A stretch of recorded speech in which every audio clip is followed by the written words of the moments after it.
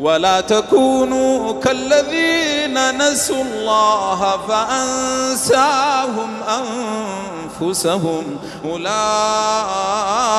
هم الفاسقون. لا يستوي أصحاب النار وأصحاب الجنة، أصحاب الجنة هم الفائزون. لو أنزلنا هذا القرآن على جبل